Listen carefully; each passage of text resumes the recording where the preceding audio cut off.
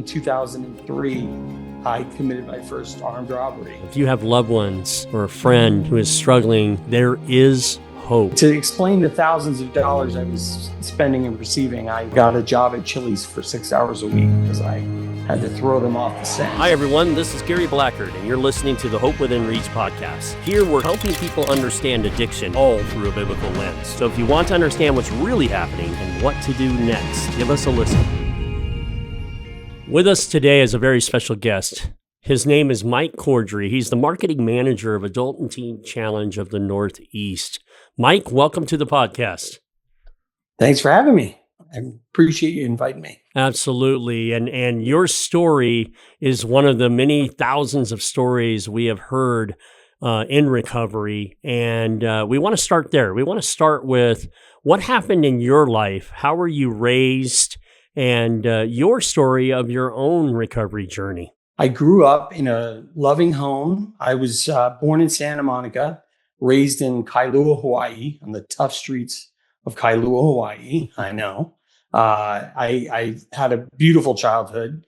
I had one sister and loving parents. My father worked a lot, but my mother was home with us throughout our childhood. She was kind of like, she was the belle of the ball in our household. She ran everything, and it was just it was a beautiful time until I was about the age of 7. And my mother, out of nowhere, at the age of 30, took her first drink. She had been raised in a household that did not believe in drinking. And, she was looking to escape some of the pain from her marriage was failing with my father. Unfortunately, they were drifting apart, and it just hit her in a really like a really low point personally. And she says that once she got that escape, that it was just impossible to stop. So once that happened, my parents kind of split apart, got divorced. We started going back and forth across the country. My mother wanted custody of us, but she just couldn't stay sober for very long. So we moved from Hawaii to, my dad had moved on from a position at a hospital in Honolulu, and we moved to Danville, Virginia, which was a culture shock. And then from Danville, Virginia, he got another job in Raleigh-Durham, North Carolina. And so we moved to Kansas City, Missouri. I was like in my third high school by that point. And if you want to imagine me as a kid, it's not that hard because it looks just like I do right now. I was kind of like an awkward kid, a little, a chunky kid in the 5th grade, I got glasses because I thought it would make people like me more, but it didn't. And I had no sense of humor at that age. So I just, I got into a lot of, I got into a lot of fights, but I got beat up on more than one occasion. So I was dealing with obviously a lot of pain of my own. I have ADHD, which is, it affected my entire childhood. The teacher the first day would always be like, okay, you're going to sit up front. You're going to pay attention. Okay. And, they'd be like, focus. They'd sit me right in the front of the class. By the end of the first day, they'd be like, look, just go walk around, do whatever you got to do. And finally, my father, who really, honestly, he didn't want to medicate me. He finally relented because my teachers were like, look, either he gets medicated or I get medicated. One or the other. And so for the first time, I was given an amphetamine to help with the ADHD. And it did. It helped me a lot. And I remember feeling immediately the sense that pill was what made me complete. Mm-hmm. And I was addicted almost immediately. I didn't know it at the time, but I knew that pill was what made me do better. because my grades improved. I lost a little bit of weight. My teachers weren't crawling out of their skin. And so I just related it to being better. So that's how my addiction really started for me. And by, I'd say, the 8th grade, I was buying pills at school. And somebody in the 10th grade introduced me to Percocet for the first time. And I remember, I always say this, for every, for everything that God has for us, the enemy has a counterfeit. And that Percocet was like the counterfeit of God's love, because it made me feel like so confident and so just this false sense of love that I was missing at home. And not to say that I grew up with a very loving father, but I was dealing with my own pain. My mother was constantly relapsing. And, I was just always dealing with being the new kid at school. And finally, my father said we were moving again. This would be my 4th high school. I was like, I'm not going to go. But he told me we were moving to a town called Sandwich in Massachusetts. And I'm not going to lie, the name had a lot to do with convincing me, because it sounded cozy. And we moved to Cape Cod, to Sandwich, Massachusetts. And So hold on, I have to stop you. That really is the name of a town, Sandwich. Yeah. Sandwich, okay. Massachusetts. All right. On Cape Cod. Yeah, he knew what would get me. He knew what would convince me, push me over the edge. And, I actually went to school in Barnstable. And, from there, there's been lots of documentaries about the heroin problem on Cape Cod. And it didn't take long for me to fall in with the crowd that was doing OxyContin. And, before I finished high school, a lot of people fall into using opiates. Honestly, they get injured, or they, something happens where they have to take the painkillers, and then, but not for me. People who end up using heroin, especially, they never would have envisioned it for themselves. But all I cared about was, is it better? And so by the time I was done with high school, I was shooting up in the bathroom just to get through the day. And so my life was kind of a mess even before I finished high school. Well, so I want to pause there, because I think you bring up a very valid point that I think our listeners or those watching this podcast can really, or should really, relate with, and that is, everyone has a starting point. There is no jumping from A to now I'm snorting cocaine or I'm doing meth or whatever. It's a starting point of, well, I have ADHD. I have to take medicine to help with ADHD. So that was your starting point. No one, including you, including your father, no one had the idea that that would become what it became. That is true. I will say this: there were, and I went over this a little bit in the booklet, which is, it was hidden from for many years. Like, my addiction was hidden from my father, and that was a part of it, was just hiding the fact that I was, because at the end of the month, it's a controlled substance. Amphetamines are controlled. Sure. So every month I was telling my dad would see the pill bottle would be empty a week beforehand.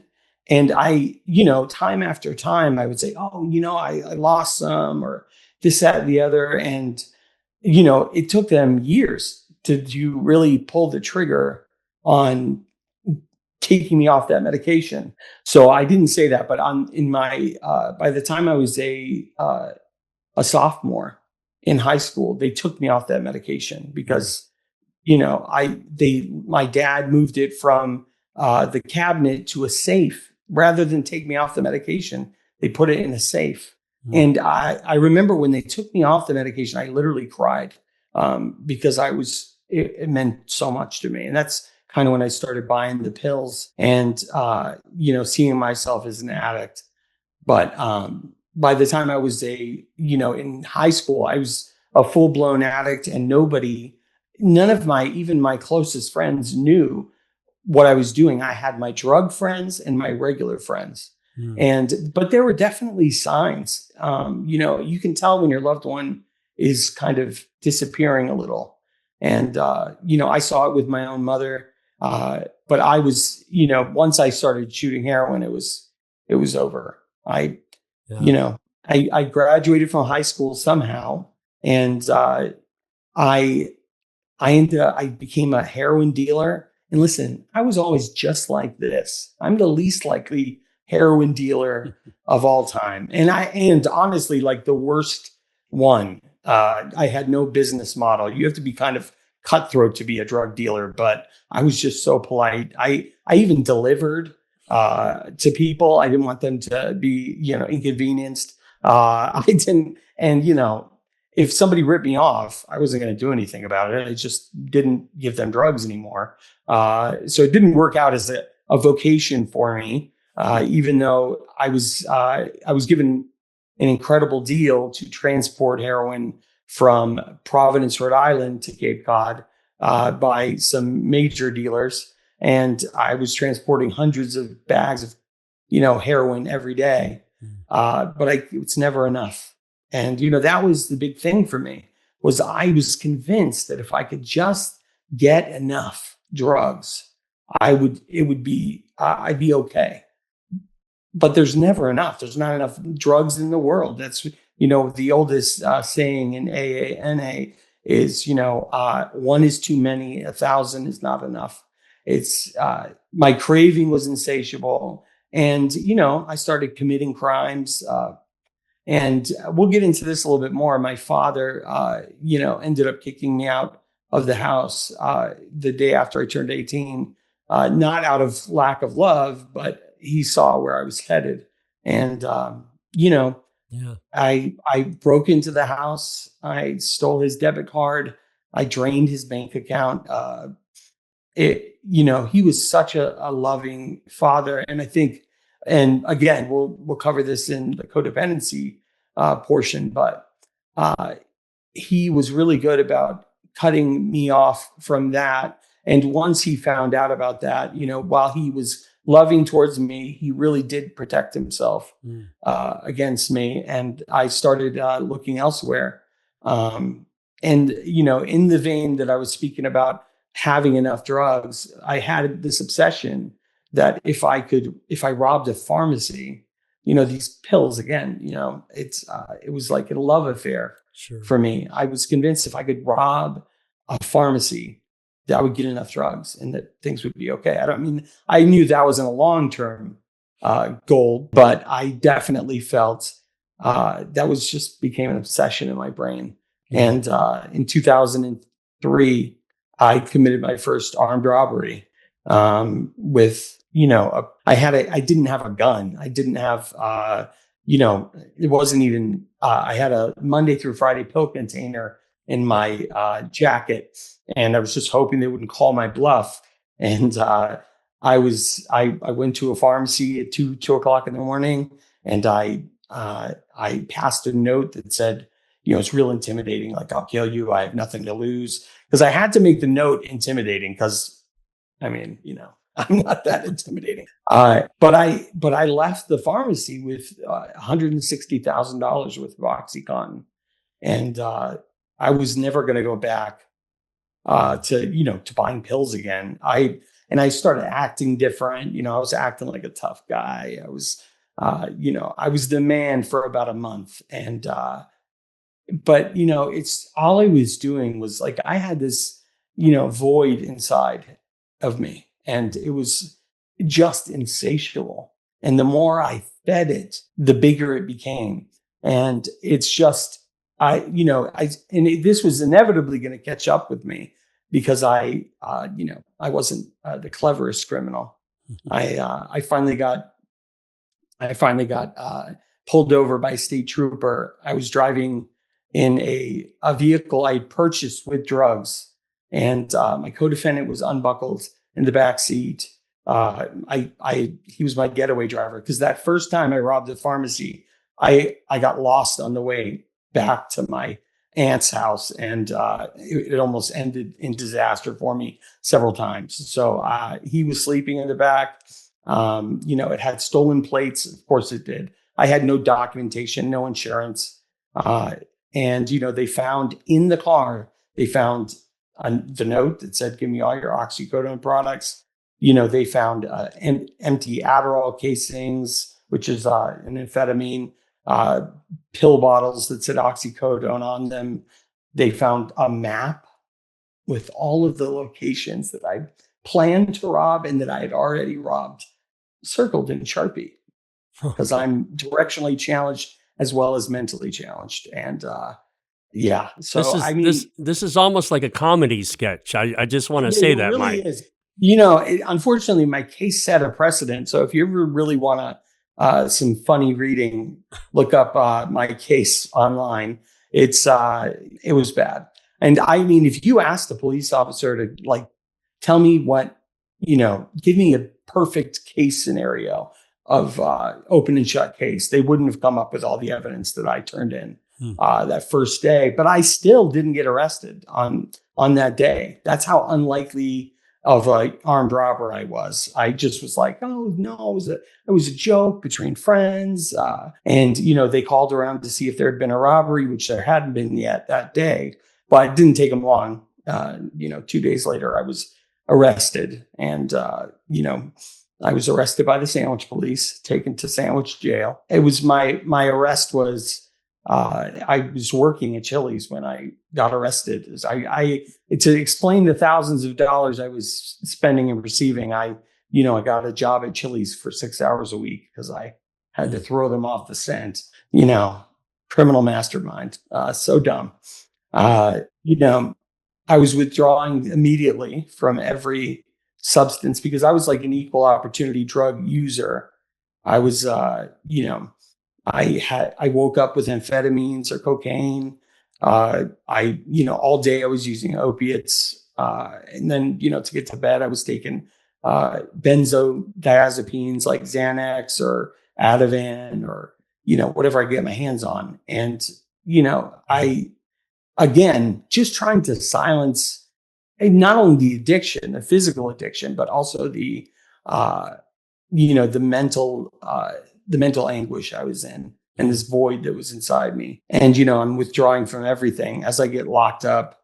And, I was facing 14 felony charges, including 2 armed robberies. And it was a hopeless situation. And thank you for being vulnerable and sharing your story to this point, Mike. And you bring up another point that I do want to make for our listeners. There's always a starting point. That was the first kind of point we made is people don't grow up. Their sons and daughters don't grow up to be addicts. So there's something that always starts. The second point I would say is, and what we're seeing this a lot in recovery today, is the trauma that's behind the addiction. And so much is being told now. The good news about today's world is people are less fearful to share their stories, and they're able to be more vulnerable in, hey, you know what? I had to fill the void because I missed my mom because she was dealing with her own alcoholism. Hey, I had to, my identity in myself was not that good. I felt, that I was awkward as a kid, and I had all these things against me. So I thought, etc. So the trauma that comes and builds over time, I think it's important for our listeners to understand that a lot of people in addiction are coming at it from a trauma-based or trauma-influenced background. And the title of this episode is "My Loved One is Struggling. What Do I Do?" And I think it's very important, and this is why we jumped into your story. We wanted to set the foundation for the discussion. But what does a loved one do? So your dad obviously had to navigate a divorce, unfortunately, with your mom, and because of her addiction, and I'm sure some other things that went along with that. And now he's got a son who's dealing with his addiction, and so that your dad's got to walk through that. So two key terms that we hear about in recovery a lot is enabling and codependency. So I want to talk about enabling a little bit. In your mind, Mike, what does enabling mean? So for the listener or the viewer, what does enabling mean to you? So enabling is any behavior that supports your loved ones or another person's addiction. So anything that you're doing that's supporting another person's addiction, like my father knew about enabling, and he was uh, very clearly not going to. The quote that he gave me was, "I love you, Michael, and I love you too much to assist in your suicide." Hmm. And he knew that if I was, under his roof, that I would have died. And it didn't alleviate his anxiety, obviously kicking me out of the house, but he wasn't enabling my addiction either. Yeah. And that's hard, right? That's hard for Right. a spouse or a parent or a friend to have to set Absolutely. those boundaries that states, hey, listen, I'm not going to enable you. Yeah, I love you, but I'm not going to enable you. That's hard. It's so hard. And, I have a unique perspective because I also, I've been the person that's been the concern. And I also understand what it's like with my mother to constantly, either be a source, in a codependent relationship with her, which is your second term, Yes. codependency. And that's like more of a pattern, an unhealthy pattern that's become a part of someone's life. And, codependency, both people get something out of it. It's, I think with a parent, it might be a little different. If you're dealing with, a son or daughter who ends up becoming addicted, the enemy, we call the enemy, the devil, the accuser, Sure. and I think that's so true in so many ways because the guilt that parents feel about their child becoming addicted is so misplaced and can be used as a tool to continue that person's addiction or to help become a codependent relationship. I agree. I think codependency, they say psychology would say it's a learned behavior that between two people, or it could be more than two people, but between two people that the one individual wants to fix the other individual, perhaps like those in addiction, and so they become codependent on that relationship, uh, thinking they're doing good in enabling or helping or trying to fix or whatever, but in reality, it can be a very negative impact on both parties in that codependent relationship. Whereas the Bible tells us, right, because we are a faith-based podcast, whereas the Bible tells us that our dependency should be on Christ first. So even as a parent, even as a spouse, if you're watching your loved one go through an addiction, the dependency has got to be on Christ during that process and during that journey. And if that dependency is on Him and thoroughly on Him, well, then He helps you navigate those relationships. Like your father, who made the right choices, even though they were hard, he made the right choices to get you on your way. What do you say to those that would say, well, Mike, I hear you. And I know your dad, made that hard decision, but I'm struggling making that decision. What do I do? Well, no doubt. Yeah.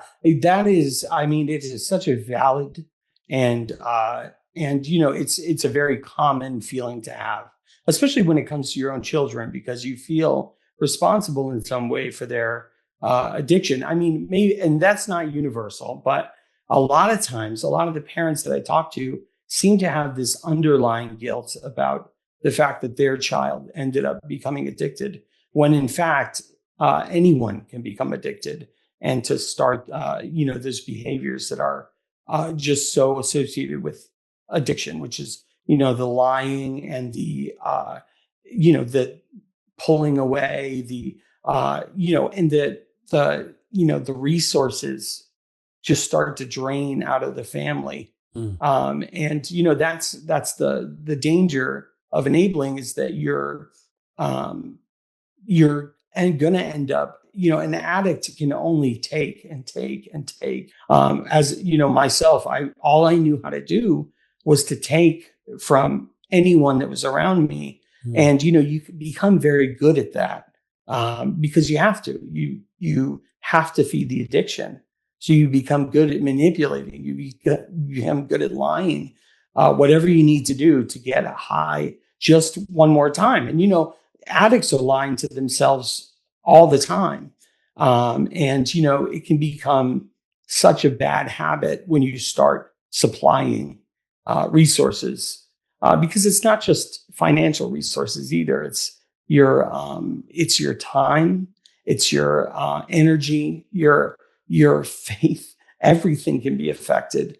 We talk to parents all the time who are just so exhausted, and I know what it's like from my mother, who came to Christ after I did. My mother also came to the program of Teen Challenge, and it rescued her life as well. But it took many years of just having to trust God, which was the hardest thing ever, and to say no when she wanted, when it was tempting to enable her. Yeah. Yeah. I want to get a little more practical, and you speak to this in your booklet that we've referred to. We'll give more information on the booklet at the end of the podcast, but I want to give some practical steps that people can take in your mind.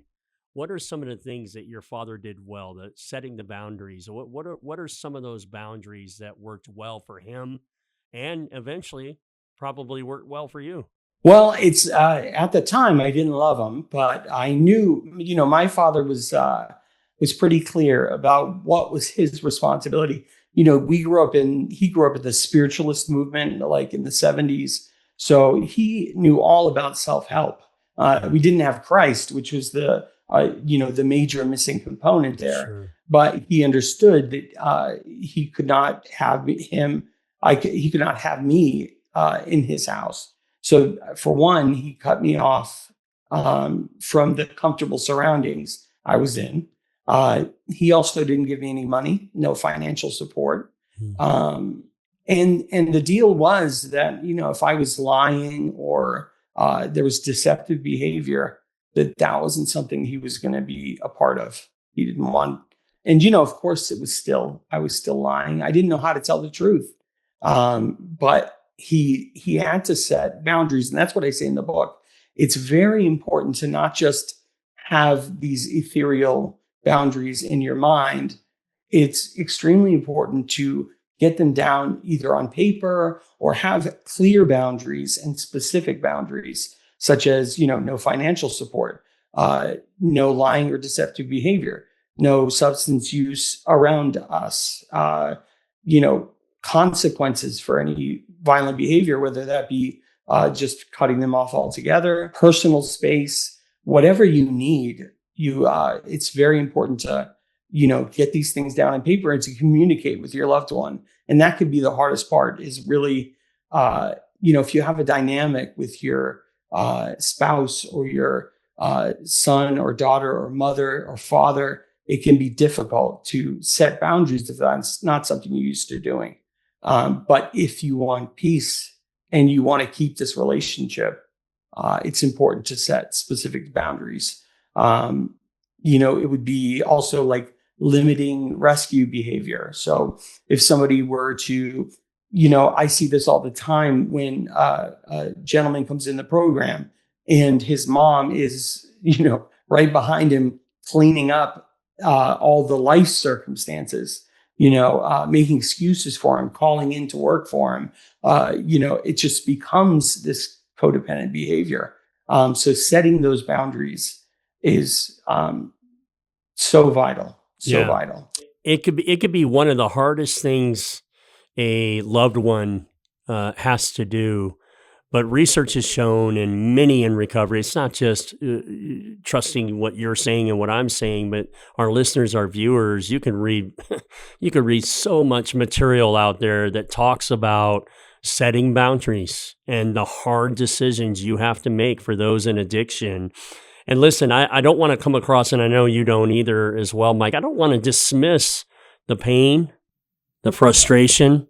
Listen, it is... the ripple effect of addiction on a family is horrific.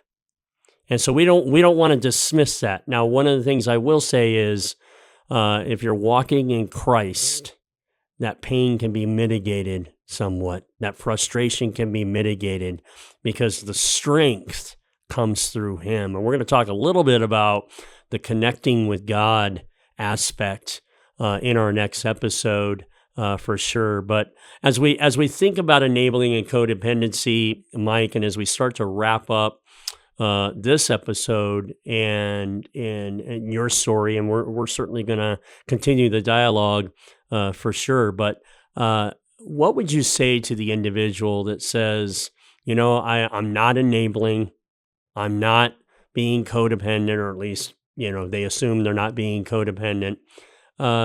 However, I'm hurting and I don't know what to do at this point. Give some practical advice, some steps real quick, and then we'll wrap up this episode. Well, I would say, it's important to get educated about addiction. That can really help. This was something that my family didn't do until much later. But we find that the more you understand about your loved one's addiction, the better.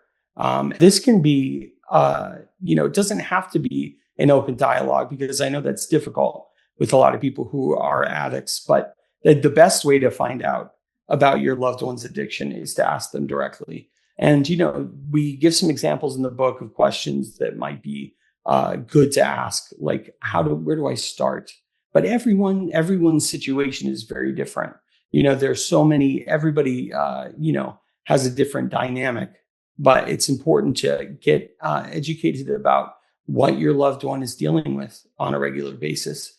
And, we talk a little bit about we're going to talk about this in the next episode, but getting options for treatment ready ahead of time. Yeah. So, and if you're hurting, that is not surprising at all. This is the hardest thing that a lot of families will ever deal with.